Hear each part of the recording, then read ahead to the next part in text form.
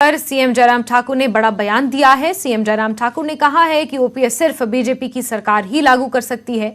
OPS पर बयान देते हुए सीएम ने विरोधी दलों पर निशाना भी साधा। सीएम ने कहा कि कुछ पार्टियां चुनावी वादा कर कर्मचारियों को गुमराह करने में जुटी हुई हैं। ऐसे में कर्मचारियों को गुमराह होने की जरूरत नहीं है।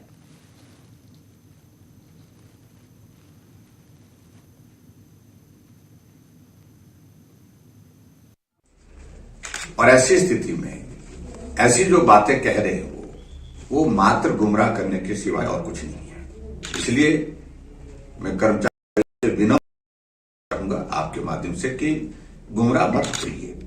अपना पक्ष आपने रखा है। अगर ओपीएस को अगर लागू करना था तो 2013 में इनकी सरकार बनी थी प्रदेश में, और जिनका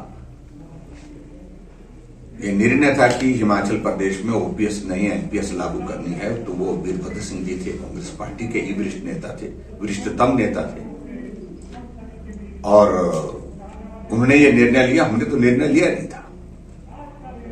और ऐसी सूरत में अब 20 वर्षों के बाद इस मुद्दे को इस प्रकार से राजनीतिक उठा रहे हैं, उनको इस बात को समझना चाहिए कि पहले इस बात का हमें जवाब दिए कि ओपीएस लागू प्रदेश में किस सरकार ने किया।